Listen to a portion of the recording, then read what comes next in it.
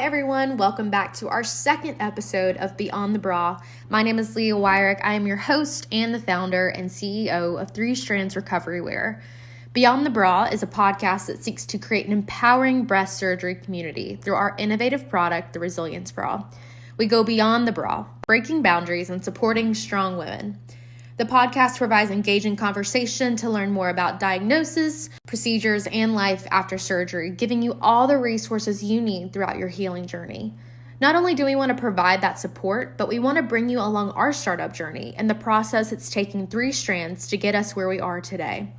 In podcast 1, you heard from my mother, Nancy Wyrick, a breast cancer survivor and the inspiration behind the creation of 3 Strands and the Resilience Bra. I felt like it was only right to tell you guys a unique story of how I saw a problem and created a solution at such a young age. However, I never knew that the product that I created in high school would turn into a dream career. All right, guys, well, I wanted to take you on kind of our first journey of how the company 3 Strands and how my product, the Resilience Bra, really came to be. I feel like everybody's always had like this inkling in their, within them at some point in their life to have wanted to create something or to wanted to just a product, a service, whatever that may be, that can help solve a problem in a community, in your own life, in your job, something like that. But the hardest part about that, it's not just creating that benefit or that solution, it's how do you implement it? Like, what are the next steps that you take to actually make it come to life? And I remember facing this exact same question when I created the first version of my product, the Resilience Bra, while I was a senior in high school.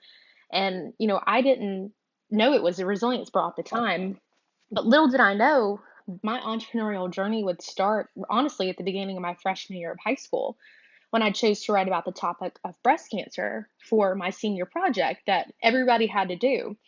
I didn't know that 2 years later, my mom would be diagnosed with breast cancer. Her diagnosis resulted in a mastectomy, a failed breast reconstruction attempt, an infection, a second breast reconstruction, 3 subsequent surgeries, all over the course of 2 years. And if you guys go back to the first podcast episode, you'll hear a little bit more about those complications that my mom faced and really that caused a lot of those complications and those issues during those first couple of years. And that's where the whole inspiration came from, seeing those complications to create a solution for it. But it was during that time, while my mom was undergoing all of these complications, that I was with her at every doctor's appointment, every surgery, and just throughout every step of her journey, supporting her, learning about her surgeries and just observing those complications that she faced. And that's honestly where my passion for not only creating the product, but creating that platform of resources for our patients is just so important to me, because there's so much that goes into these surgeries, whether it's breast cancer related or breast cosmetic surgery related. There's so much, and there's so much support that's needed from a physical standpoint, but also from a mental standpoint, and just trying to get through those difficult times. But after my mom's final breast reconstruction, I just remember sitting with my family and Dr. Roy, who is my mom's plastic surgeon, and he's a wonderful, wonderful mentor of mine today with the product and the company. He said that he wished for a better post-surgical bra on the market, because with a more advanced solution, some of these complications that my mom had faced, they could have been prevented. So this is when I really became inspired, not only by watching my mom go through this difficult 2 years and seeing the resilience she had throughout that journey, but it was to create a solution for these complications for the millions of other women around the world that are going through the same exact thing. So after creating that first prototype with the help of a friend that came over and taught me how to sew, I thankfully graduated high school through that product in the back of my closet, because I didn't know how to launch a product, nor did I really even think that I wanted to. We're usually raised up to go to high school, go to college, and you get a job outside of college, and that's what you do. It's not really, you don't typically have that entrepreneurial path. And but honestly, when I reflect back on it, I've always been an entrepreneur, just never really knew what the word meant. From having like self-help stands on the golf course and making money over the summers, to creating those like survival paracord bracelets. I turned them into bow straps, and ended up selling those to archery shops. So it was really small things like that actually, in retrospect, I look back and I'm saying I've always been an entrepreneur, just never really knew that that's what I was set out to do. So I had the incredible opportunity to attend Wake Forest. It's a school that I had dreamed of going to since I was in the seventh grade, right after high school. And I had an intended biology major. I knew I wanted to do something in healthcare. Until one day I was walking across the upper quad at Wake Forest and saw this sign that said Pitch Over Pizza. And it was sponsored by the Center for Entrepreneurship. And this is where students had the chance to come in and pitch their idea or just a concept to faculty. And during this event, I just remember like going on a whim to to talk to somebody about this product that I created in high school that was now in the back of my closet. And I talked to just one person, and I heard that person tell me that this is a really unique idea. This is great. It could help a lot of people. Why don't you apply to our startup lab? So I applied quickly to startup lab and found out that I was the only freshman accepted into that program in 2019. I'm really grateful for that opportunity to have attended that startup lab because not only did it help me realize the difficulties that I would face as an entrepreneur very early on, um, but I had the support. I was surrounded by support from my parents and from faculty and professors that really believed in me at that point. They believed in me and my company just probably more than I did.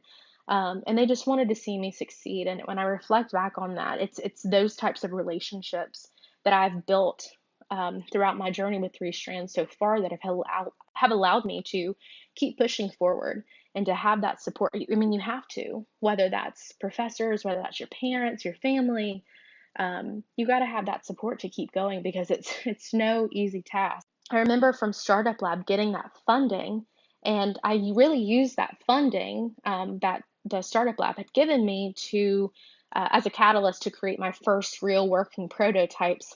And this is where like the difficulty really set in for me. So there's not really, if you look online, you will not find many bra manufacturers in North Carolina.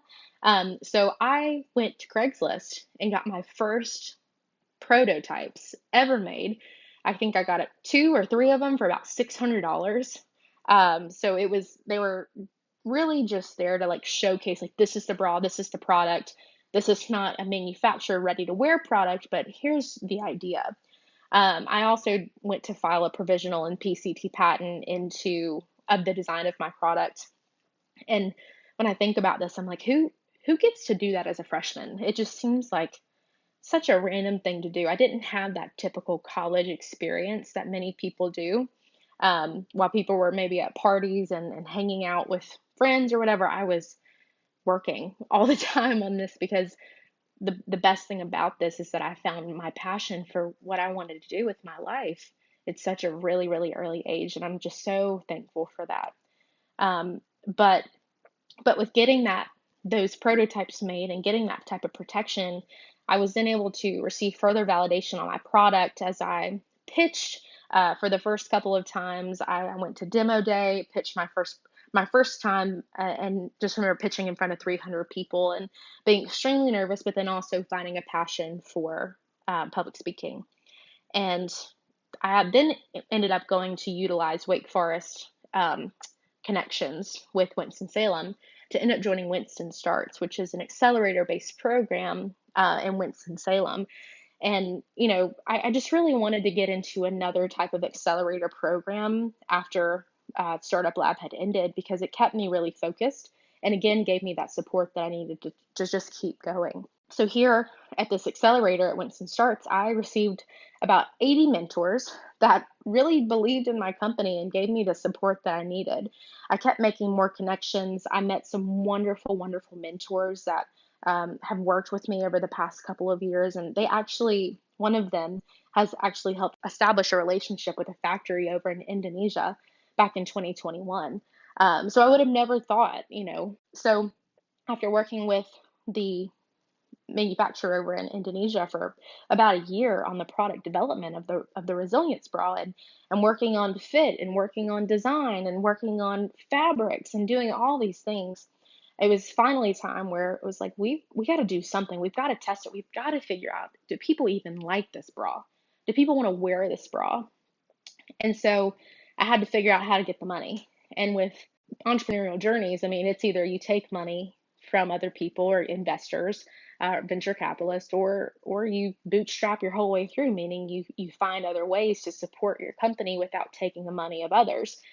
So I did a lot of pitch competitions, a lot of grants, and actually ended up applying for the NC IDEA grant or the micro grant, and ended up winning $10,000 to help support our beta test with breast cancer and breast cosmetic patients around the world. So I purchased about 100 resilience bras from the work that we had done with our manufacturers over the past year, and ended up purchasing those bras, scanning them in, and originally had planned to work with some local hospitals to implement them in their patients, with their patients. And that didn't work out because there's a lot of red tape with hospitals, obviously, and we had to pivot. So I went to social media, went to some Facebook groups. We posted one post in one Facebook group. It was specifically targeted to more breast cancer related patients. And within 2 days, we had over 100 signups from patients wanting to wear the resilience bra or try the resilience bra. Granted, we were giving these bras away for free in exchange for feedback, but still, it was a big deal for me at the time. We were handing these bras out for free in exchange for feedback about 3 weeks post surgery. So we did that from about May 2022 to September of 2022, really working with a lot of mastectomy reconstruction patients, but also implant and implant removal patients as well. So we had about 60 patients in the bra, and really found some common themes that the bra was giving, after, during our wear test, which was the bra was very comfortable. It had the bells and whistles that we all need, to have that really good recovery, to help prevent complications from occurring. And having a beta test where all you want to learn is that your product is the very best thing. You want to figure out, what are the things that are going to prohibit me from being able to put this on patients or from people wanting to purchase it. And so we found out that while we had a lot of good things going on, we also need to figure out the fit of our product.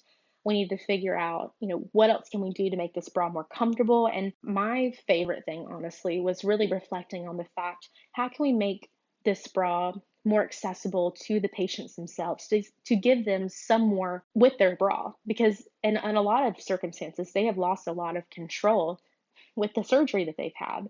So to give them that ounce of control back where they can do things for themselves and have an opportunity to, from there, I went back to a friend that I have been working with for a long time now, a really amazing costume designer and seamstress based in Winston-Salem, and have been working with her over the past couple of months to ensure that our fit is perfect. We have to make sure that our fit's right, because if it's not, then no bra is going to be comfortable. So to put that at the forefront of what we're doing was really, really important for me. And over the past couple of months, with a lot of different iterations and sizing and making sure that everything was there and critiques, I'm really excited to say that we have a market ready product ready to go. Now it's all about getting the funding to make the next steps. So, over my journey, it has been very interesting figuring out what you want to do at such an early stage in your life, and then getting to kind of live out that dream while the work that I have been doing is very stressful at times. It's really hard to keep going every single day if you don't have the funding and if you don't have the support. It's hard to do any type of entrepreneurial venture. But luckily, not only do I have the support to keep me going, and not only have I had success with pitch competitions and grants who see the passion and the opportunity for this idea to help people around the world, but I keep always going back to my why. Like, why, even though I am stressed out all the time and I want this to work so badly, and why do I keep coming back to this? And I always remind myself that if I don't do this, if I don't create a better solution for this product that is so needed on the market today, then who will? And so I have always looked at that why important to you. And it all goes back to the passion that you have and the why behind everything. So that is how I've kept pushing forward. And now we're at a process where we've got to start raising some more funding. We have got to start gathering